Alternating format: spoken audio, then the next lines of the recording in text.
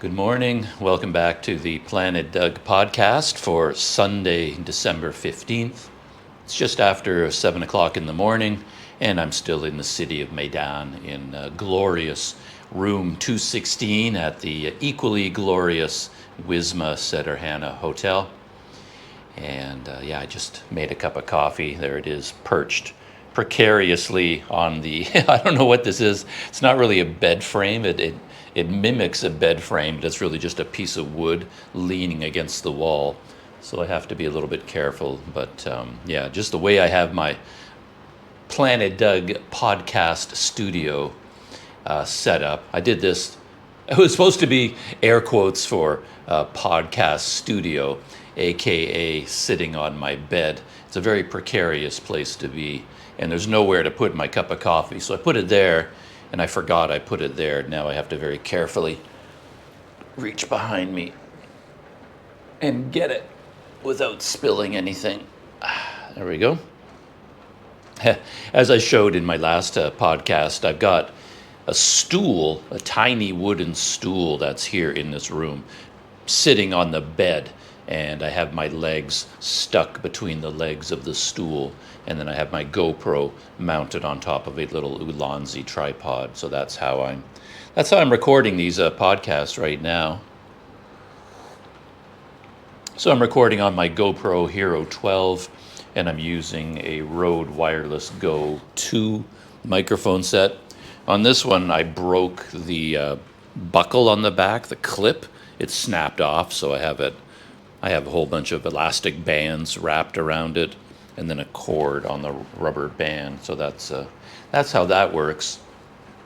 And so the way I do this, I record the whole podcast onto the GoPro Hero 12, and when I got the Hero 12 from a mystery benefactor as well, I talked about all the many advantages of the Hero 12 over the Hero 9, which I was using before. And one of the big advantages, it's a small thing, but it makes a big difference in your life, is that with the Hero 12, all of the video file is stored in one file. No matter how big the video file gets, when you export it or when you look at it on the memory card, it's one file. But in the past, for whatever reason, GoPro had to divide up the video into multiple pieces. So if I sit here and talk for an hour on my Hero 9, I would end up with 5 or 6 different video files with this weird numbering system, and you end up quite often having to go looking for them on the memory card because they're separated because of the numbering system, and you often forget one of them or one of them goes missing, and then you have to make sure you track down all of them based on the numbering system and group them together and copy them together. And it just, I don't know, it was just complicated and made life more difficult, and I was always making mistakes. When I finally get around to editing the video, I realize I'm missing one of the pieces of the video file, and I'm like, oh, for Pete's sake. And then I got to go find the memory card that I was using at that time, and I usually keep them in an archive, and okay, which one was it? Okay, this one. Anyway, it's a whole deal. And the Hero 12 is so much better because even if I talk for an hour, it's one video file, and it's all put into one, which is so much better. So then I just remove the memory card from the GoPro, put it into a card reader, and stick it into my laptop. And now I'm editing the videos on my laptop rather than doing it on a smartphone or like my old MacBook Pro that I used to have. I still have the MacBook Pro, by the way. I left it with a friend in Malaysia. It's still broken. Everything on it is broken. And I doubt that I'll even try to get it fixed. I think you would end up investing so much money into it that it wouldn't be worth it. So yeah, having the laptop, this new one, the Asus TUF A16, has changed everything. And I'm recording these podcasts in video mainly because I have the laptop now. And I edited and posted my first one using DaVinci Resolve on the laptop. And there were some huge differences. that I wasn't expecting. One is that when I exported the video using H.265, I can now use the H.265 codec, I guess it's called.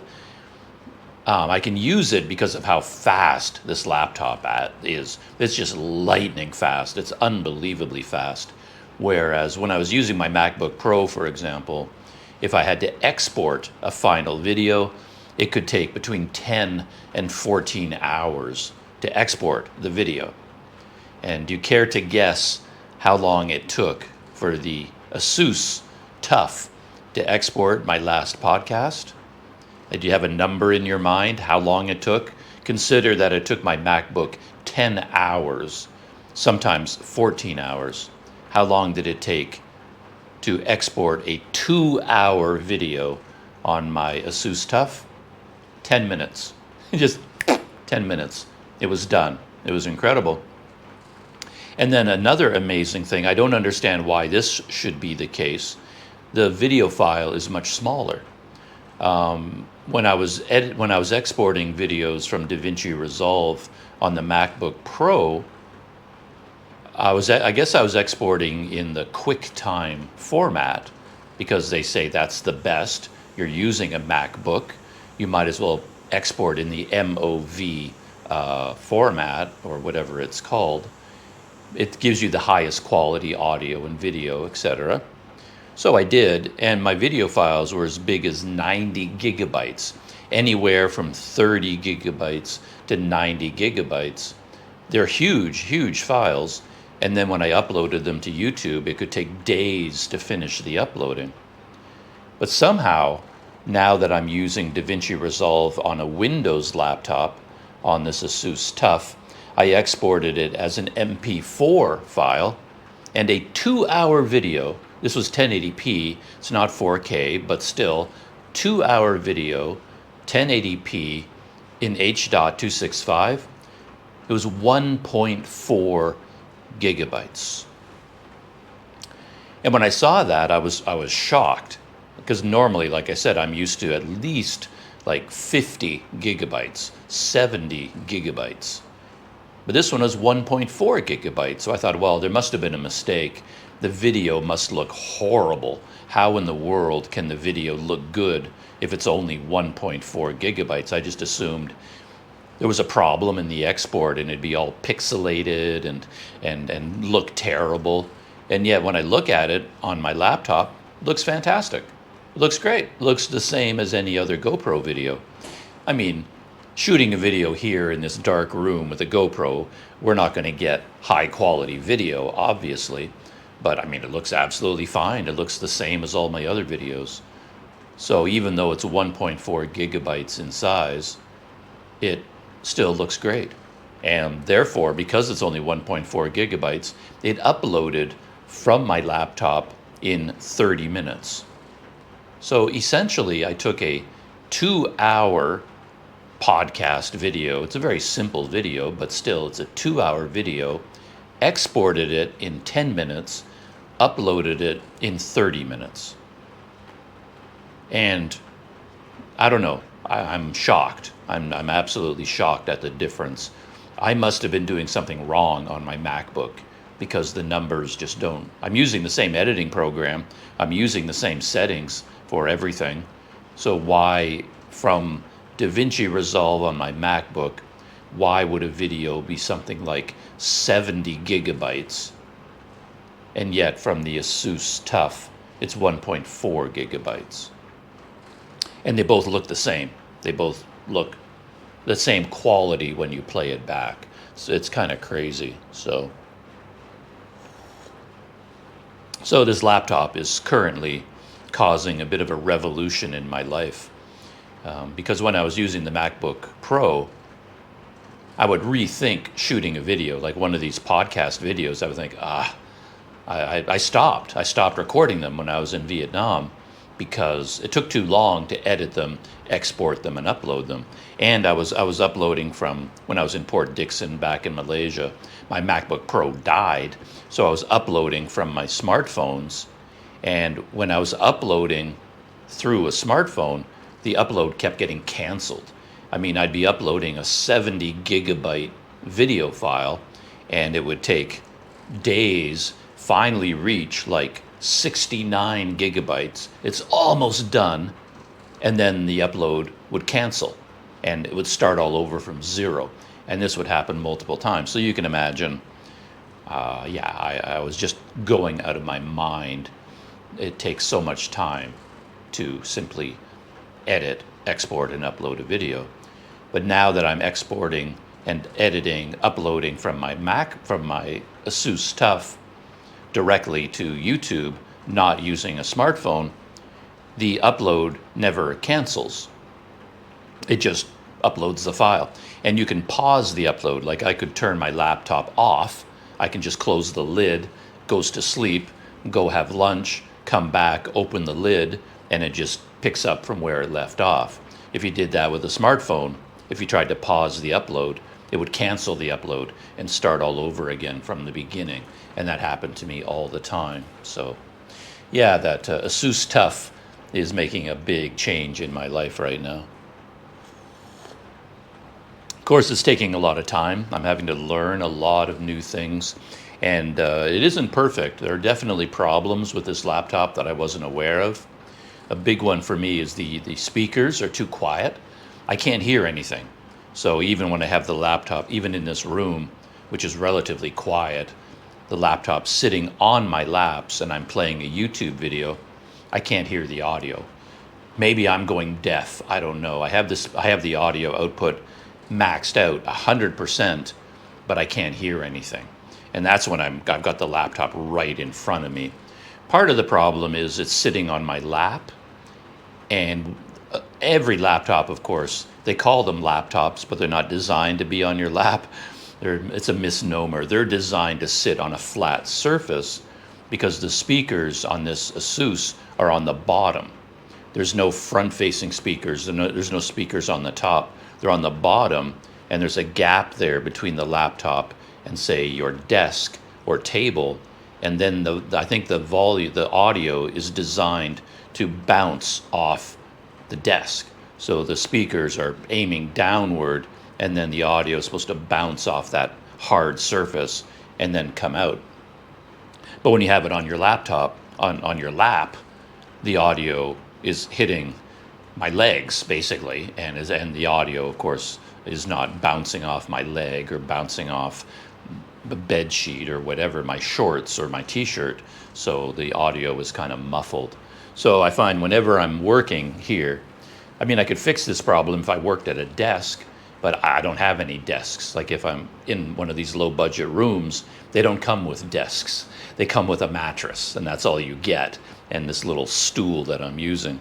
So what I have to do is plug in earphones. So whenever I put the laptop on my lap, on the bed, and I'm working, I always have to have the audio in headphones, earphones, which is a bit of a problem, but it's a little bit annoying, but certainly the audio is better.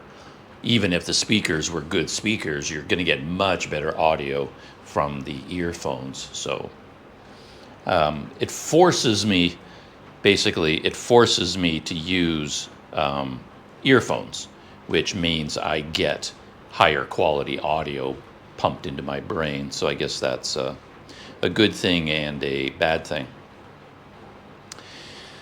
Other technology, which is kind of weird, I got 3 or 4 copyright strikes, not strikes, they're copyright claims.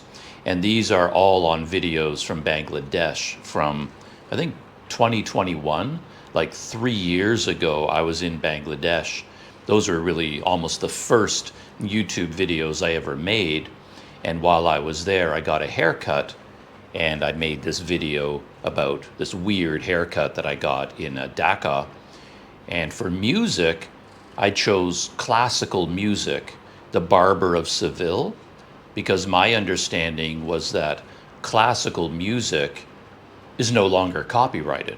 You can use Beethoven or Mozart or Bach or I can't remember who composed The Barber of Seville. The copyright only lasts a number of decades and then it expires. So like Beethoven is not copyrighted anymore. That was my understanding. So I put the Barber of Seville music over top of this barber haircut. And then I used it again in a couple other videos because I was doing like a time lapse, and the Barber of Seville is very fast paced, you know, you know. So, yeah, see, I don't even dare do the melody now of Barber of Seville, because even if I convey the melody by singing it, YouTube will probably hit me with a copyright claim. It's a crazy world we live in. These copyright issues, I find it insulting as a tiny little person running a YouTube channel, and it takes a lot of time. It's a lot of work to make and upload YouTube videos. You pour yourself heart and soul. I mean, you make a lot of mistakes and you're really dumb and you don't know what you're doing, but you're still working really, really hard, putting in a tremendous number of hours. Putting in all those hours doesn't necessarily lead to a high quality video, but setting that aside, you work a long time. It requires a great deal of time and effort. So you pour yourself into this world that you've created for yourself on YouTube, and then some major corporation, this one is called Fuga, says it is based in Amsterdam and has corporate offices all around the world.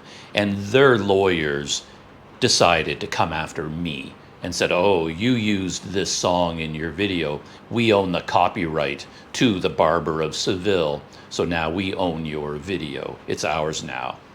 And I find that, okay, it's the law, I guess.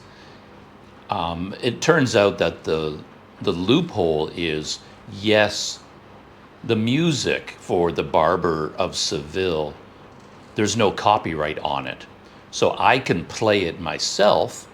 So if I played the piano and played the Barber of Seville, put that into my video, there's no copyright issue there because I performed it. So what Fuga, this Fuga, I've never heard of this company before in my life. Why they're suddenly looking at my videos from 2021, I have no idea, but apparently they're now cracking down, and their computer system found that I used the Barber of Seville in one of my videos. And I don't even know where I got the music from anymore. I got it from some copyright-free website. They say, oh, all this music is copyright-free. It's classical music. Barber of Seville, you can use it. But apparently, Fuga is saying they own the copyright to that performance of the Barber of Seville. Whatever, maybe it was the Boston Symphony Orchestra that actually played it on December 1st in 1978. Whenever that performance was recorded, that performance is copyrighted. And I don't know how they can tell the difference. There are hundreds of performances of the Barber of Seville all around the world, all on the internet, but they say that performance, we have the copyright to that particular performance. And I guess they can compare it. It sounds different when the Boston Symphony played it as opposed to the New Delhi Symphony Orchestra played it. And they can hear the difference in the two performances. And we own the copyright to the one you are using in your little YouTube video. Anyway, you can tell it annoys me. It really does. Interestingly, I was annoyed enough that I tracked down the company. I thought, okay, maybe Fuga is a fake company. That happens all the time. You get these weird fake companies all around the world decide to make money from copyright claims. And they'll pretend that they own the copyright because YouTube will accept the word of a company.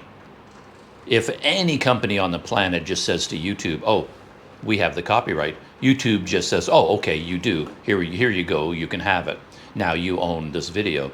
So these companies for a while were going around YouTube and just claiming thousands and thousands and thousands of videos fraudulently. They don't actually own the copyright, but they say they do. And then YouTube just takes their word for it, and then they get all of the income from all of those videos. And then what they're counting on is that people won't dispute it, because you can dispute it. So if the company says, we own the copyright, you can go into YouTube and say, no, I dispute this. This is a fraudulent claim. And then it takes 30 days for YouTube to check or do whatever it is they do. And then they discover that, oh no, this is a fraudulent claim. And then they will release the video and it belongs to you again. But most YouTubers can't be bothered, especially like if I've got a video from 2021 and there's like a copyright claim, like, oh, for Pete's sake, I don't have the time to deal with this. And nobody's watching that video anymore anyway. So what's the big deal? So most YouTubers, well, I don't know if I can say that, but a lot of YouTubers would just, they don't even know there's been a copyright claim, or they just don't pay attention to it. They don't dispute it. They just say, whatever, and they let it go. So then these fraudulent companies can make a lot of money doing fraudulent copyright claims. So I wanted to find out, okay, Fuga, like if it was some big record label claiming it, I'd go, oh, okay, that looks legitimate. But I never heard of Fuga. So I did an internet search, and it looks like it's a real company and a big company, but I don't know what they do. But the interesting thing was I was going to send them an email, just a friendly, hello, my name is, I have a YouTube channel, you're claiming a bunch of my videos, and I just want to let you know that I'm not happy about it. I wish you wouldn't do this. Like, why are you guys picking on little people like me? Go make your money, you're a huge corporation. Like, what are you doing? Like, why are you causing so many problems for people like me around? I just wanted to write them an email and let them know that their computer system copyright claiming everything is just really annoying. I want to let you guys know. I want my voice to be heard. So I went to their contact form, and this was interesting. You're filling out your name, your email address, and then it's like an official contact form. But when you go to the subject, you have two choices. You can choose between, I am writing to you with a business venture, or number two, I am writing to you to dispute a YouTube claim. So they get so many complaint emails from people like me. Their email system has two sections. One section devoted to actual business, and they have a completely different section to people complaining about a YouTube claim and copyright claim and disputing it. So they know full well what they're doing. They're doing it so much and getting so much negative feedback from YouTubers that they set up an entire YouTube system, an email system to funnel it into a separate category, because they get so many people like me writing to them. So I thought that was kind of funny. But I didn't even finish the email after that, because in order to complete it, now you had to enter all of your YouTube details, the ID number for the YouTube, the specifics, on and on and on.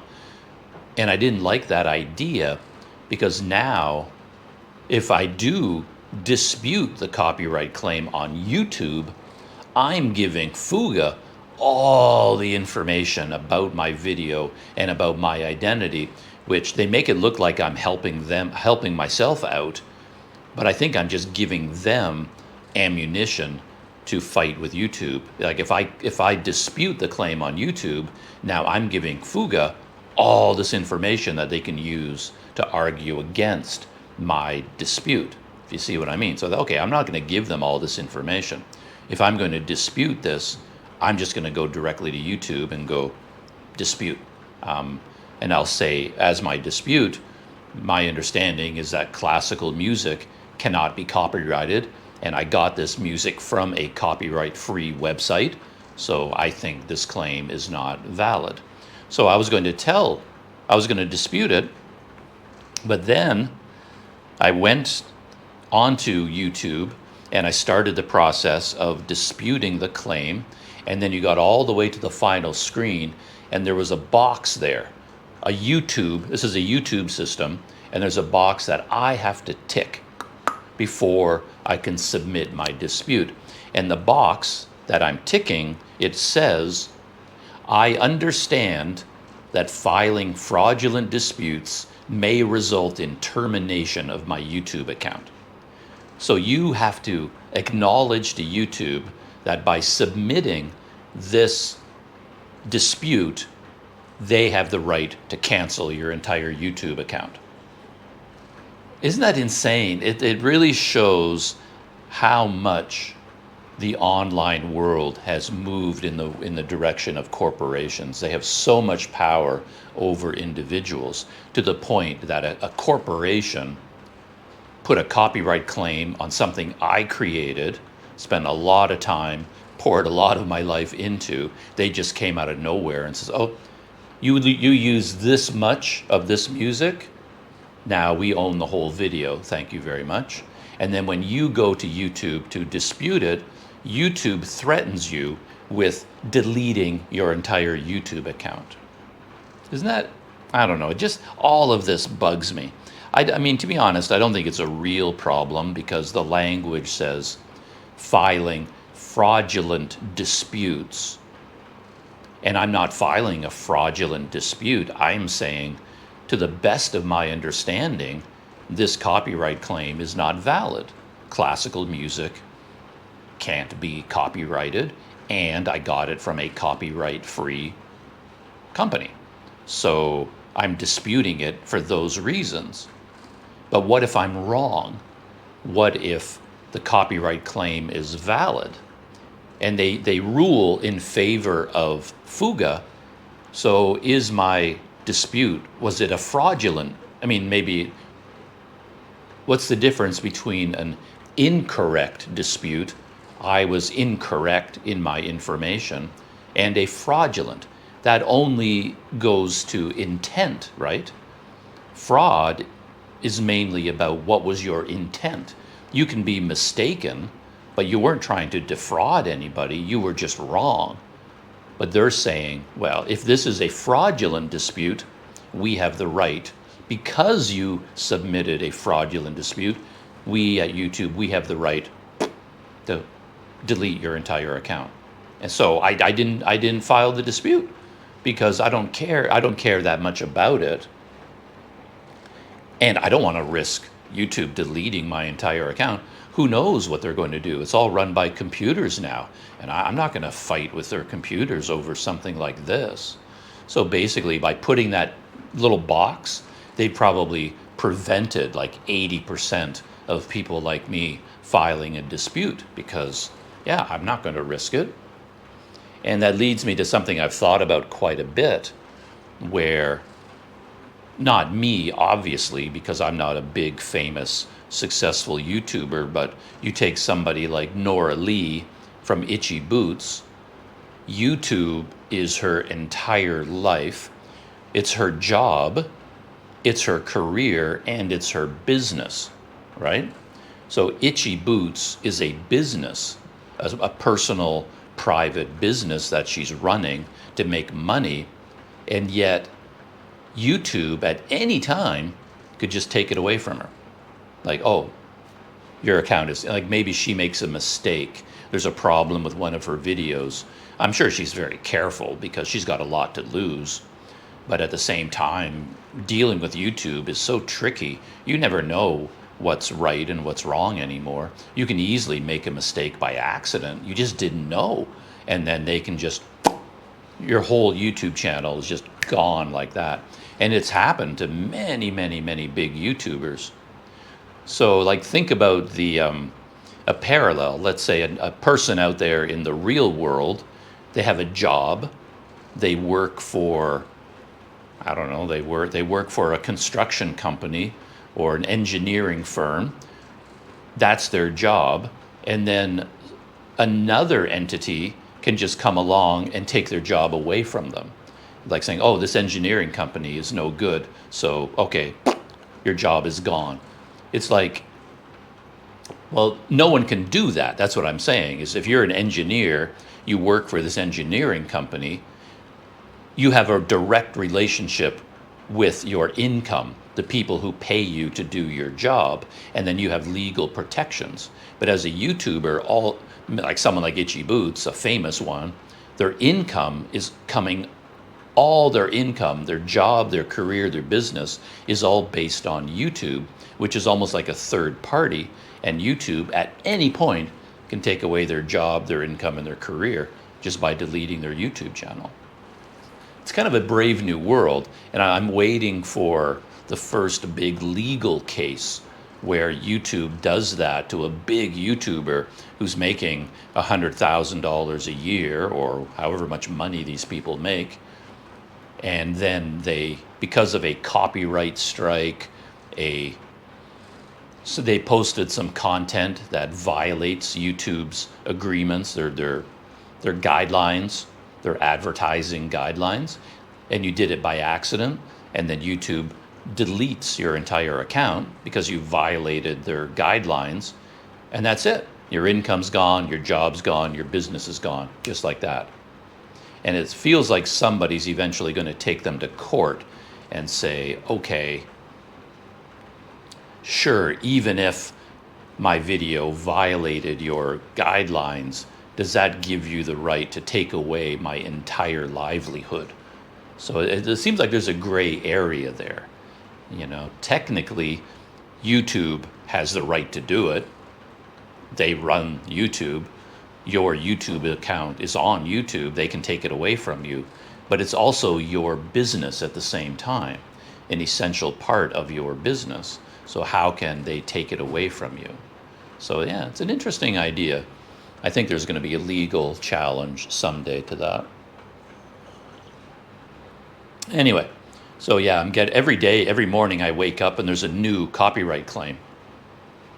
One of them, to give YouTube their due, I'm criticizing them quite a bit here, but they do provide a lot of support to deal with these problems. They're sort of caught in the middle, and they are helping out a lot. So with the barbershop video, I didn't want to change anything because it's a haircut video, and the Barber of Seville is a well-known piece of music that everybody associates with getting a haircut. So I like the thematic connection there. But there was another video, like when I was leaving Bangladesh, flying back to Malaysia, I used it again because I did this time lapse of me packing. I was in my hotel room in Dhaka and I was packing up. So I shot a time lapse of me running around the room and packing. And because it's very fast, I thought, oh, Barber of Seville, it'll match the speed. And then so I put Barber of Seville in that video as well. So I got a copyright claim from Fuga for that video as well. And they said, okay, thank you very much, Planet Doug. Thank you for the video. We own it now. It's ours. And I thought, well, this one, and okay, I'm not happy about this. So when you go into the YouTube systems, they give you can dispute the claim, but I don't want to do that because I don't want YouTube to take away my whole channel. So instead of disputing, you can remove the music, like just have dead audio on your video, like just delete the music. It's not great, but that's one way to get around the copyright claim. Or you can replace it. So then YouTube gives you a list of their own music from the YouTube library and says, okay, here's a tool where with just a couple of clicks, you can replace the Barber of Seville with any of this music. So I listened to a bunch of them, and they were all the classic YouTube tracks that have been used all over YouTube. I've heard them thousands of times in my life, and I don't want to use any of those because they're a cliche at this point. As soon as I hear that music on YouTube, I'm like, oh, not that thing again. It's so common on YouTube. But I found one track which was unfamiliar to me, and it was fast-paced, really fast, and it matches the speed of the time lapse. So then I said, oh, okay, let's switch it. Take this music, delete Barber of Seville, and take this music and put it in its place. So YouTube does give me, as a private YouTuber, these tools. So I don't want to give them too hard a time. They're trying. It's a pretty powerful tool when you think about it. So that's what I did this morning, and I don't know how long it's going to take. They say it could take up to 30 days for them to finally getting around to doing it. So on an old video, it doesn't matter because you're not getting a lot of views on that video anyway. But the real problem happens when you have a brand new video and you just post it, like a big popular YouTuber, and they might get, like Itchy Boots will get 500,000 views in the first 2 days. So all of her income comes from those first 2 days. And then if a copyright claim comes at the very beginning, all of that income is gone. But if the video is 5 years old, it's not getting a lot of views anymore, then it's not such a big deal. So a company like Fuga claims your video, you can just say, yeah, okay, you can have it. There's some videos of mine where I got a copyright claim. I just deleted the video because I was so annoyed. It's like, well, you won't let me have it. I don't want you to have it either. I'm not making any income from this video. Not that I would.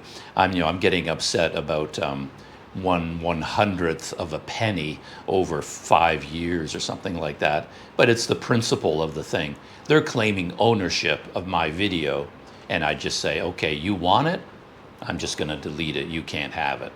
And I've done that to a few videos as well. And these were videos that, oh, for Pete's sake, I was just walking down the street talking into my GoPro, and some music would be coming out of a restaurant. I walked by. You can even have a car goes by you, and whoever's in the car is playing loud music, and it comes out the car windows, and your video picks up a little bit of it in the background. Copyright claim. I mean, it's just insane. And then if they say, oh, we own your video because this guy drove by playing music while you were walking down the sidewalk, I just get annoyed and I say, okay, yeah. I just delete the video. So yeah, it's a weird world sometimes.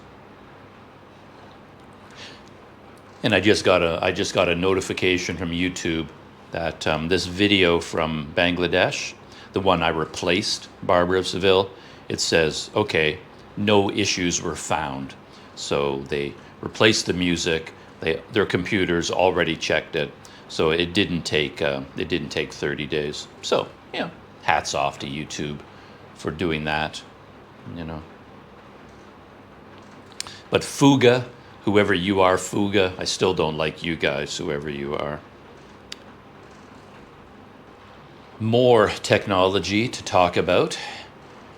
And yeah, I never run out of technology issues. And lately there's been an avalanche of them because of the introduction of the new laptop, and mainly because of the introduction of Patreon, which I'm still working on. And my goal for yesterday and today, my goal was to publish my Patreon page. Right now my Patreon page is still set to private, but I think what I'm going to do is make it public, but don't tell anybody about it just yet. My original idea was to announce it and make it public at the same time, so that I'm going to make a YouTube video on Planet Doug saying, I've created a Planet Doug Patreon. I'd love it for everybody to join up. And then here's how you get to it. Here's what it is. Here's how it works. And I was going to make it public at the same time. And that seemed logical. But then I realized that there's still a lot about Patreon that I don't understand. So I'm risking a lot there by making it public, like telling people about it and making it public at the same time. Because maybe now there's a lot of problems with it, because I just went from private to public, and now I'm seeing it public for the first time. It's like, oh, there's all these problems. So what I think I need to do is more of a slow process where I'm going to make it public so that it will be available. People could sign up if they wanted to. People could go look at it if they wanted to. but nobody's going to know about it yet, right? So it's public, it's on the internet, it's open, but if nobody knows about it, nobody's going to go look at it anyway. So even if there are problems, it won't be a big deal. So in theory, I can make it public. Only I will be looking at it, and then I can see if there's any issues. Oh, how does this work? I can change this. Oh, I better fix that, move that around. And then I can spend a couple of weeks fine-tuning it, getting it right. And it'll be open to the public that whole time, but I will only tell a couple of friends about it, and I'll ask my friends, could you go look at it? What do you think? Does that look good to you? Should I change this? Should I change that? I'll get feedback. I'll make a bunch of changes. And then I can go onto Planet Doug and I can announce it now that I have it. So I changed my mind, basically. So that's what I was going to do this weekend, was just make it public, look at it, get friends to give me feedback, and then I was going to announce it to the wider Planet Doug community.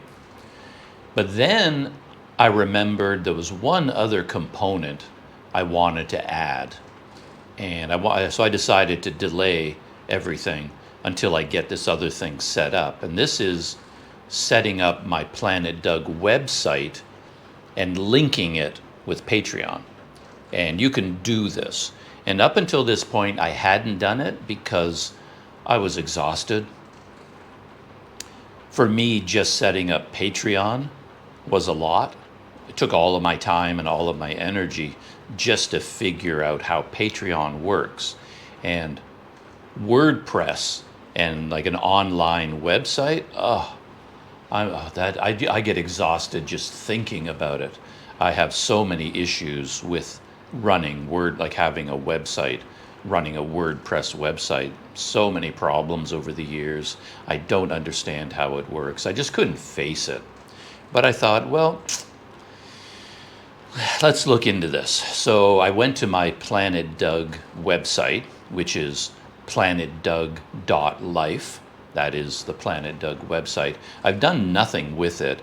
I was uploading some journal entries. I was writing a journal back when I was cycling and scootering around Bukit and Padang, my previous trip to Sumatra. I was uploading journal entries to planetdoug.life. Nobody ever visited them, the website. I didn't tell anybody about the website because I was going to get it set up. I wanted to make it look good. I wanted to choose a theme, add graphics, put in a menu structure, but I couldn't face it, so I never did anything with it. I chose the default WordPress theme, which is like WordPress 2020 or something. That's the default theme. I used that default theme, and I just had all of my blog posts, all of my journal posts in a big long line underneath. No organization, no structure, no photographs, nothing at all, no menu systems. And then so it looked so bad, it looked so embarrassing that I never even told anybody about it. And occasionally I would go back to it and think, okay, let's do something. But after 10 minutes, I just give up again. It's like, I can't face it. I really don't know. It's too much stress. It's too much work. So I've left it alone. But anyway, I decided to look into it.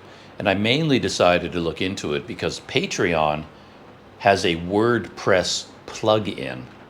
And the way this works is, in theory, your WordPress website and your Patreon can be mirror images of each other, so that all of the content that I upload to Patreon can also be on my website. So you can kind of choose which one is your main place where you want people to go. And in my mind, the way I'm thinking about it right now, I want people to go to Patreon. I want to keep everything in one place, keep it nice and neat and clean. So I've got YouTube and Patreon. And I think even asking people to go to Patreon, that's a big ask by itself. So I don't want to make it even more complicated by making it YouTube, Patreon, website. Now I've got 3, and it's like, That's going to confuse people and annoy people. So my idea was YouTube, Patreon, that's it. But I do own a website. I pay a lot of money for it.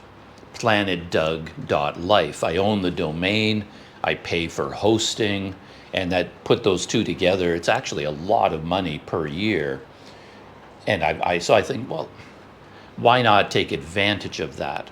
And I thought through the logic of everything, and I realized, well, I think I can do it. I can still keep it YouTube, Patreon.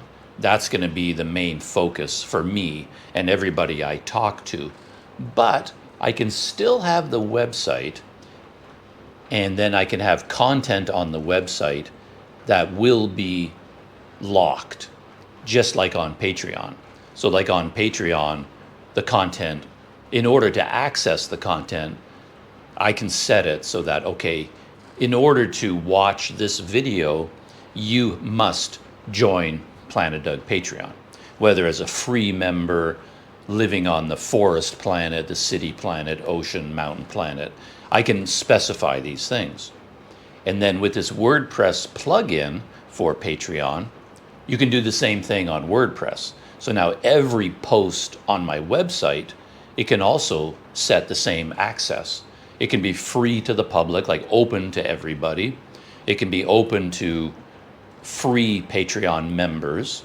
It can be open to forest planet members, city planet. So basically you can control your website using Patreon access. So if somebody just goes to my website, they see a post and it looks interesting to them, but they can't read it, or they can't listen to it, or they can't watch the video because it says, in order to read this, you have to join the Planet Doug Patreon, and there'll be a link. Click on the link, you go to Patreon, you join. As a free member, you can do that. Free member of Planet Doug Patreon, and now all of those will be open to you on my website. See what I mean? So I'm not forcing people to go to the website. I'm saying to people, like on YouTube, every YouTube video I make from this point forward, I'll be telling people, oh, for this video, if you want to see the bonus behind the scenes for this video, go to Patreon. You want to read my journal entry about making this video, go to Patreon. You want this, and I'll tell people, go to Patreon, go to Patreon. I won't say, go to my website, go to my website. I'm only going to say, go to Patreon. But the website can still exist, even though I'm not telling people to go there.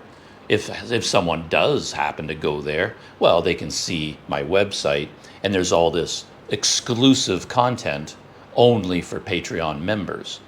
So that I thought, okay, yeah. I thought through the logic, and I'm like, I can do that. I'm happy with that. I think that'll work. So this weekend, I did that. I went to my website. I hadn't been there for months and months and months, but I finally went to my website. I logged in. I couldn't even remember how to log in, to be honest. I had to figure that out. And there were a whole bunch of problems there because I wasn't updating various things. I've got a huge problem with spam comments coming from all kinds of evil people from all around the world, the people who send out spam comments for advertising. They're all being blocked because I set all comments to hide all of them. Like, nobody can leave a comment on my website right now because I don't have time to moderate them. Even a real comment, I have to go in and approve all comments, and I just haven't had the time to do that. But there's like not that many. There's like 600 comments, and I think 599 are evil comments from gambling websites and all kinds of like adult websites, things like that. And they're just trying to get free advertising by leaving comments, spam comments, and they're all being blocked. And you can get rid of all of these using certain services like Akismet. And I know about that. I've set up Akismet on other websites that I've had. So the first thing I tried to do was turn on Akismet. And I couldn't figure out how to do it. Like right out of the gate, on WordPress, I was just mystified. I had no idea what was going on because somehow Akismet is part of Jetpack, and Jetpack is connected to WordPress.com, and you have to do something. You got to get a special API key from your WordPress.com account. But do I already have a WordPress.com account? I know I do, but I created that WordPress account for my Cycling Canadian website, which is now dead. And this one is connected to another email address. Like, do I have to open up a new WordPress? What do I have? What is Jetpack? I couldn't figure it out. I went around and around and around. Everything had a link. Activate Akismet. Okay, link. Oh, you have to do this on Jetpack. What is Jetpack? I'm like, okay, Jetpack. Oh, it takes me to WordPress.com. Would you like to create a WordPress.com account? Or do you already have one? Would you like to create your API key? And I'm like, now I don't know what to do. I just gave up. I just said, cancel. I have no idea. I give up. They defeated me before I even got out of the gate. I didn't understand anything or what I was doing. So I didn't want to make any mistakes. So I just quit. So I didn't deal with any of the spam comments. And then I went on, I installed the Patreon plugin. And that took the whole day. Like yesterday, the whole day from first thing in the morning till midnight, all I did was work on installing the Patreon plugin. And I got to the point where I thought I understood it. I installed the plugin. I read everything. I went through all the menus, all the settings. I tested everything. I read all the guidelines. I went into the forums. I read everything. I was trying to be very careful that I don't make a mistake. And everything was looking pretty good. It was looking better than I expected, to be honest. All the features that I was worried that wouldn't exist seemed to exist, except for one big one, which I'll talk about in a minute. But basically, it looked like you can use the plugin, and then this is the key word, you sync. You sync WordPress and Patreon together. And then if you say, okay, you want to sync them, then you have to go into this system where you give permissions. And you give permissions to link them. I did that, so now my Patreon account as a creator is linked officially with my WordPress blog. Now that they're linked together, they work together and they can communicate to each other. And of course, you have to give all these permissions that sound really scary, but that's the way the modern world works. It says, okay, now you are giving Patreon access to all of your photos and your phone calls and your emails, and it's like, okay, you give Patreon permission to watch you while you go to the bathroom. I mean, it feels like you're giving all these organizations permission to see everything in your entire life, to listen to your phone calls, and it sounds that scary sometimes, but you have no choice but to say yes, because if you say no, okay, well, you can't do it anymore. You must say yes, and you just have to trust that somehow the legal system is controlling this and they're not going to do anything nefarious with all this information. Anyway, I said yes to all the permissions. You have to. And then Patreon and WordPress were connected. And then what they told me was, okay, now from this point forward, every time you post something to Patreon, whatever you post there will automatically be posted to Patreon. And I thought, I didn't like it, to be honest, because my idea is I don't want everything to go onto the website.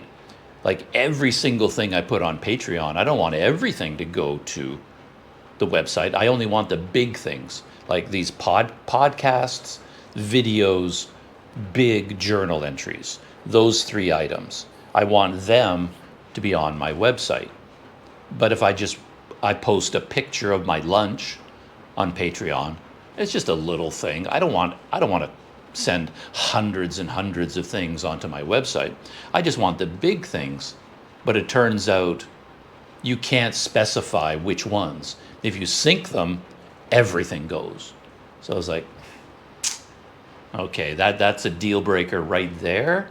But I thought, well, maybe I can sync everything, but then I can go to the website and just delete the ones I don't want. Okay, maybe I can do that. So I thought, okay, let's just carry forward. And then they had I did a test, and the test failed in one way and it succeeded in another way. So I created a Patreon post. It appeared on my website, but none of the graphics appeared. And in the Patreon plugin, it said it will automatically take your photos and put them onto your website. Like, this will just happen. Like, if your Patreon post has a picture, it will be carried over to your website and it will become the featured image of that website post. Perfect. I thought, oh, that's so you don't have to upload the photo twice. You upload it to Patreon and then it automatically gets copied to your website. Brilliant. But it didn't work. It just didn't show up. I don't know why. It says it should, but it didn't. The other thing it said was, there's a box you can tick that said, do you want the Patreon date to be copied to the website? So if the Patreon post was from October 3rd, 2024, and then you copy it to your website, what date do you want to use? Do you want to use the date of the Patreon post, or do you want to use the date on the website? And I want the date from Patreon because I like everything to be in order based on date. So I said, oh, that's good. I don't have to change the date. I want to keep the Patreon date on the website to keep everything in the same order, but that didn't work either. When it copied over to my website, it gave today's date. So even though the Patreon post was some 3 months ago, everything that showed up on my website, it all had the exact same date. Because this was yesterday, December 14th. Every single post from Patreon said December 14th, and they were all there listed as being published on December 14th. That wasn't supposed to happen. According to the plugin, the Patreon date was going to override the WordPress date, but it didn't. So that was another deal breaker. And yeah, the problem is syncing. I hate that word. Whenever I see it, I usually say no, because I've run into problems in the past. Like, you're doing something on, I remember, I think, doing it with iTunes, anything to do with Apple. They want to sync everything. Whatever accounts you have, however many devices you have, Apple makes you, it forces you to sync them all together. And whenever you sync anything, absolute disaster, because now you no longer have control over anything. I remember going through that with like photos, even Google Photos. They always wanted you to sync everything. They want you to sync your phone with your Google Photos account. And at the time, I remember it seemed like a good idea to do that. And I'm like, oh yeah, okay, it'll automatically copy it to Google, and I have a backup of everything, and okay, let's sync everything together. But every single time I selected sync, my life became a nightmare because I would lose control over everything. So, for example, all my photos that were uploaded to Google, and I had them, they were all on different phones, right? Because I have 2 different phones, and then the photos were showing up everywhere because everything was synced. But then I run out of memory on this phone.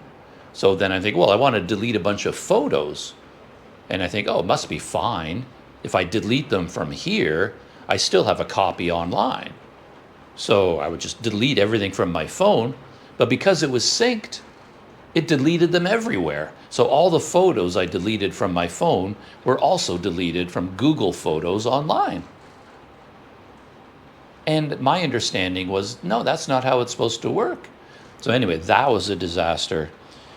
When I did iTunes, music syncing, Microsoft syncing, I ran into trouble with my Asus TUF because as I was doing the setup, Google OneDrive, or no, Microsoft OneDrive kept showing up. Because I mean, I have a Microsoft account, which gives me automatically a OneDrive online account. I have it, I've had it for years and years and years. And it said, oh, do you want to sign into your OneDrive? And I'm, oh yeah, okay, sure, why not? I don't use it very much, but I do use it for some things, and I signed in. And then from that point forward, everything on my laptop was a disaster. I couldn't figure out what was going on because I was copying video files from my GoPro to my new laptop, but I didn't have access to them in any of my folders on my laptop. There was like an error message with an arrow going around and around and around and around. And I was waiting and waiting and waiting. Hours would go by, and I still had these weird arrow symbols, and none of the videos were there. And I thought, what is going on? And I did all the research, and it turns out that because I had signed into OneDrive on this laptop, it was trying to back up everything on my laptop to OneDrive. Like it was trying to upload everything on my computer to my OneDrive account. I was like, well, you didn't tell me you were going to do that, because I'll shoot video on my GoPro, and I'll have 60 gigabytes of video that I want to edit. So I did that. I was doing some experiments on my laptop. I copied 60 gigabytes of video to my laptop just to test out the editing program. All 60 gigabytes were being uploaded to my OneDrive account. Oh, come on. Like, give me a break. I don't have 60 gigabytes of memory in my OneDrive account. And of course, then you start getting all these messages from Microsoft. Oh, would you like to buy more memory? Would you like to buy 100 gigabytes of online storage because you're trying to upload 60 gigabytes of video? And I'm like, no, I'm not trying to upload 60 gigabytes. You're trying to do it. And I didn't ask you to do it. I didn't want you to do it. Stop doing it. And the only way I could stop this automatic uploading was to disconnect my OneDrive account from my laptop. So I no longer have access to it on my laptop. I had to disconnect it. So I don't understand it. Whenever they want to sync, they want to connect, just say no, because when they do that, it just leads to so much trouble. And I prefer to do everything manually. But the weird thing is, with this whole Microsoft OneDrive business, I don't understand that, because I should be able to just, I want access to OneDrive on my laptop, of course, but I don't want automatic backup. I don't want automatic uploading of everything on my laptop. Why would anyone want that? But I can't turn it off. Anyway, that whole thing is a disaster. And then syncing, as I said, is also a disaster from Patreon to WordPress. Doesn't work. And I contacted WordPress, not WordPress, Patreon. They have a help department, and I wrote to them. I submitted an official support ticket, and I wrote out my issue, which again, I find a very interesting thing. So many tangents in the world of Planet Doug. Every thought leads to another one, because I do this a lot where I contact companies, and then when you try to contact them, they give you a system because they want to organize all the emails they get into specific categories. And they say, okay, what is the subject of your message? And they give you like 15 options. Every single time I go through the 15 options, my question is not listed. But those are the only ones they give you. How is that possible? That every time I contact a technology company and they ask me, oh, what is your inquiry related to? And they give you a drop-down menu. My subject, the thing I'm asking a question about, is never on their list, ever. They have, oh, is this an advertising issue? Well, no. Is this a billing issue? No. They give me all these options, and I'm saying, well, this is a syncing the Patreon to WordPress plugin issue. You know, this is a WordPress sync. It is the Patreon plug-in question, not there. And none of the options ever fit either. You know how so many companies always ask you to give biographical details, and you always have to say what your job is. Has your job ever been on that list? You know, are you a lawyer? Are you a doctor? Are you a engineer? You know, like, well, no. My job, every job I've ever had in my life has never shown up on that list. I mean, it's not like I've had unusual jobs, so why can't my job ever be listed? So anyway, I never fit into any categories, and my ticket to Patreon, I couldn't match it up with a subject. So I just chose one at random, hoping it'll get to the right person. And then I wrote out, I told them what my issue was. The syncing does not work. According to what I read, when I sync Patreon to WordPress, the media should sync as well, not just the text. If I have a photo on Patreon, the photo should appear on WordPress. More importantly, because most of my important posts are related to YouTube videos. So on Patreon, I have an embedded YouTube video. It shows up on Patreon. It's beautiful, nice little display. So I've embedded a YouTube video, but if I sync that post to WordPress, the YouTube video doesn't show up. It's not there. So I have to find the YouTube video, get the link, embed it all over again, and format it. And again, it says with the Patreon plugin, all the formatting should carry over as well. You tick a box that says, oh, your Patreon post, when we sync it, would you like to keep the original formatting? And I'm like, well, yeah, of course. I put all this work into Patreon, organizing it the way I like it. Now I want it that way on WordPress. So I say, yes, keep formatting, but the formatting doesn't copy over either. So even though I did the official sync where you click the button and you say sync everything. So all of my Patreon posts, I've got over 100 of them now, all 100 were automatically copied to my WordPress. So they're all there, but the only thing that copied over was the text. The date didn't copy, the embedded video didn't copy, photos didn't copy, audio didn't copy, formatting didn't copy. Nothing copied over, only the words. And the date, the most important one, the date didn't copy either. So it was completely pointless. Now all I had on WordPress was 100 plus, a jumble of things, all out of order, all disorganized, none of them formatted, none of them contained any media. So basically I'd have to go through my entire WordPress website and rebuild every one of the posts one by one. So it was just a complete disaster from beginning to end. And this morning, I left it overnight. I thought maybe if I leave it overnight, maybe the formatting will eventually get copied. Maybe it just needs time to copy the media, stuff like that. So I gave it the entire night. When I woke up this morning, I looked, nothing had copied over. So I tried to start from the beginning and rebuild every single post one by one, but I quickly realized that was just going to take forever. And it's too slow, it's too efficient, because they're already on WordPress and they're all mixed up already. So they're not organized in any way, and I can't figure out what's going on. So I just deleted all of them. Everything that I'd copied over, I just selected them as a bulk edit and just said, just delete them all.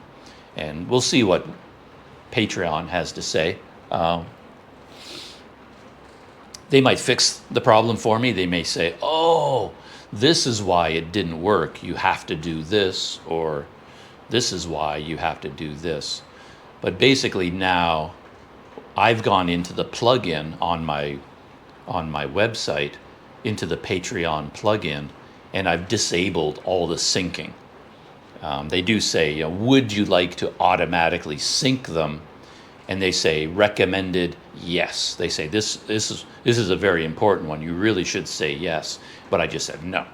And then it said, do you want to automatically publish? No. Anything with the word automatic syncing in it, turned it all off because I want to do it manually. The good news, that's all the bad news. I said there was good news and bad news. That's the bad news. Syncing, automation, total disaster. None of it works. The good news is that the plugin for Access does seem to work. So now, if I create a new post on WordPress on my website, when I'm editing that post, in the menu system, there's a new Patreon submenu. And you go into the Patreon menu and you can specify Patreon access levels. And that seems to work so far. Fingers crossed. It looks good. So like on Patreon, you can choose. If I make a Patreon post, I can say this post is available to the general public, everybody. Or it's available only to members of Patreon, of Planet Doug Patreon, free and paid. Or I can say it's available only to paid. It's available only to free members. It's available only to specific tiers. And then you choose your tiers. It's quite a detailed list, and you can choose your level of access. And that shows up on Patreon. But with the Patreon WordPress plugin, it all shows up on WordPress now too. So every time I post something to my website, I can specify Patreon access levels. So that works. And so basically what I'm going to do now is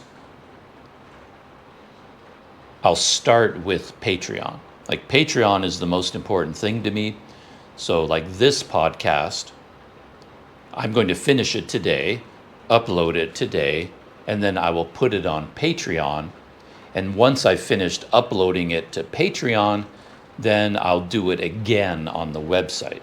So I'm going to do it manually. So basically what I will do is create a Patreon post. And then once the Patreon post is finished, then I'll open my website and manually, I'm not going to automate anything. I'm not syncing anything. I'm going to create a new website post and then copy paste all the items one by one. Title, copy, paste. Text, copy, paste. Embedded video, copy, paste. Format it, set the Patreon. So that should be fine. And I have manual control. I can set the date, I can set the Patreon access level, I can format it, I can embed the video. I can do it manually myself, and then I have total control over it. I mean, I would try syncing if I could do it for an individual post. And this really confuses me that as far as I can tell, this WordPress Patreon plugin doesn't let you do that. And yet that seems to me to be the most important thing, where I'm on Patreon, I've created a post, and now I want to sync this post with my website. Only one of them. There should be a button there. Oh, sync this to my website. Boop, boop. And it syncs one post, only one. And then I can go into WordPress and reformat it and fix everything that's wrong. That I would do if I had that much automation. That would make it a bit faster.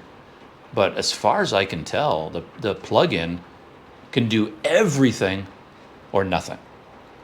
Like it can do it automatically, or it can do it not at all.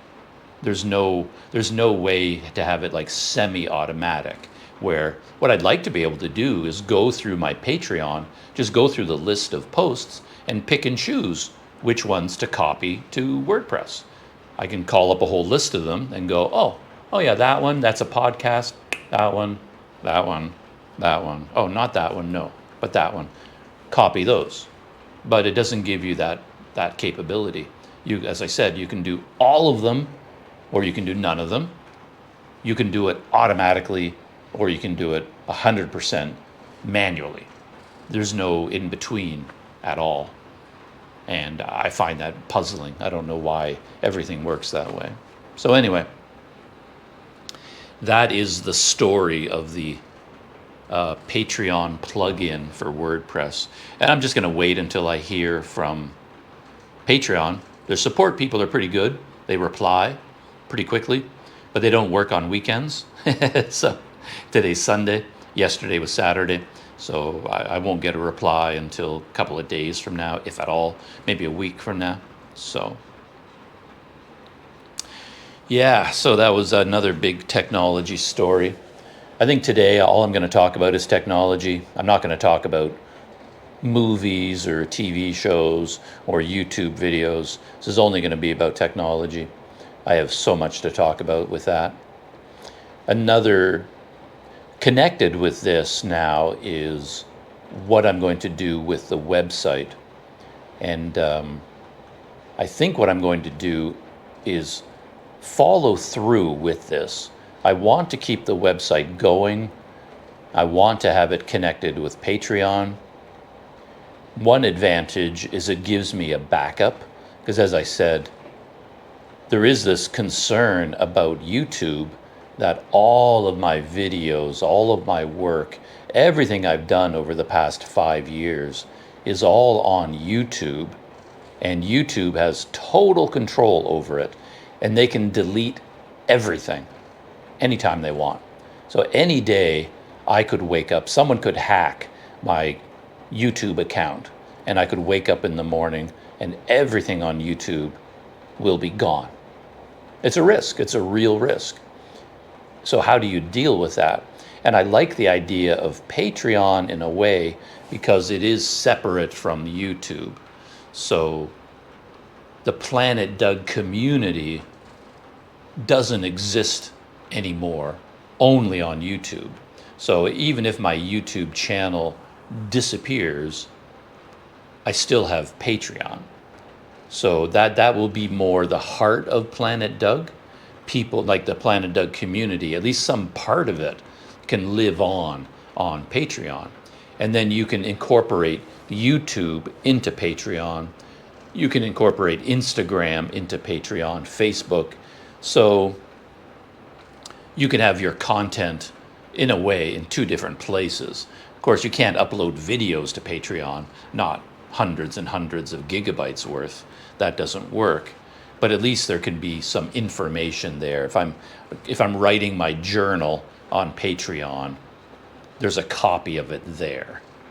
And if it disappears somewhere else, well, there's still something on Patreon. But of course, videos would all disappear if YouTube disappears. And there's also the website now. So if I write, for example, if I write a journal entry, I write 2,000 words, type out a journal entry, I upload it to Patreon, post it, okay, but now I'm going to copy it to the Planet Doug website. So now there's redundancy there. Not that it's so important, but it's just logical. And if my website disappears, well, I still have a copy of my journal on Patreon. And if Patreon disappears, well, the journal still exists on the website. So there's a copy there. So it kind of adds redundancy. So I do want to have the website up and running, and I want to maintain it and keep it as sort of a carbon copy of Patreon. So I have all three. website, YouTube, Patreon, sort of connected that way. So I think I am going to follow through with this whole project, but it's going to be a long-term ongoing project because I noticed on my website, I still have over 100 posts on my website that are set to private. And to be honest, I can't remember why I did that. I think I do know why, because the way I keep a journal, I've told people this all the time, the way I keep a journal is I write letters to people. So I might have a very good friend in Canada, and then we're connected by email, and I will wake up in the morning and I will write an email to my friend. And the reason I do that is because I want to stay in touch with my friends, but also by writing to a friend, your brain switches into a different gear. Like, let's say you sit down at your computer and you're only going to write a journal entry, right? Your brain instinctively thinks it's writing to itself. So all this information that is in your brain, you don't put it in your journal because you're assuming, well, you already know that. Why am I repeating all these things that I already know? Like in a journal entry, you get a teenage girl's diary. She will write, "Dear diary." You know, I was going to say something perhaps silly, but yeah, you know, the cliche of a teenage girl's diary being all about love, boyfriends, and her friends at high school. You know, "Dear diary, Bobby smiled at me today," and you know, that's going to be her journal entry. But there's no information in there. Where is she? What day is it? What year is it? Who is Bobby? How does she know Bobby? What happened earlier with Bobby? None of that is in her diary because she already knows this information. But if she's writing to a friend, then and in my case, for example, if I'm writing to a friend in an email, I put in the day, the date, the time, the place, and then "Dear Jim," let's say my friend's name is Jim. "Dear Jim, I just woke up this morning and I'm having a cup of coffee. I'm in Medan, that's a city in Sumatra. It's a big city of 3 million people. I've been here for about 2 weeks because I've gotten a new laptop and I've been busy setting it up, and I'm working on Patreon, so that's what's going on right now." And so basically I put in all this information because I'm writing an email to my friend Jim. Your brain works differently when you're writing a letter as opposed to writing in a journal. So I discovered this decades and decades and decades ago. So what I would do is write a letter to a friend, send the letter. Back in the old days, it was on paper. You put it in an envelope, lick the stamp, and then put it and bring it to the post office, put it in the mailbox. But I would use carbon paper in a notebook so that I send the original to my friend, but I keep the carbon copy. And then that notebook becomes my journal because I have carbon copies of all the letters I wrote. In the modern era, of course, you send an email. So then what I do is I write an email to a friend, and then I go into that email. I remove all the personal stuff. Like anything that was personal between me and my friend, I remove all of that, and I keep only the information, the stories, what I'm writing about, and then I copy and paste that into my journal, and that becomes the journal. So I write an email first, then send the email, delete the personal stuff, and then I'd make that my journal. So I think that's why I have over 100 entries on my website, because I copied and pasted all of these emails that I sent to friends. But now what I have to do is read the emails, remove everything that's personal and private, clean it up, like edit it basically, and turn it into a journal entry. So I have over 100 of these that I need to fix, basically. Convert them from emails to journal entries, and then I'll put the journal entries on my website. So I have that job to do now. If I want my website to be active, I have to go back in time and update my journal. So that's the first job I want to do. Then I want to take all of my Patreon posts, the podcasts, the journal entries, copy and paste all of those into the website. So now my emails and the website are up to date. Patreon and my website are up to date. And then from that point on, I can just, every time I post something to Patreon, I can post it to the website. And then I just do it in real time. So that is my website project right now. And yeah, kind of interesting for me anyway. And yeah, I think that is all that is going on with technology.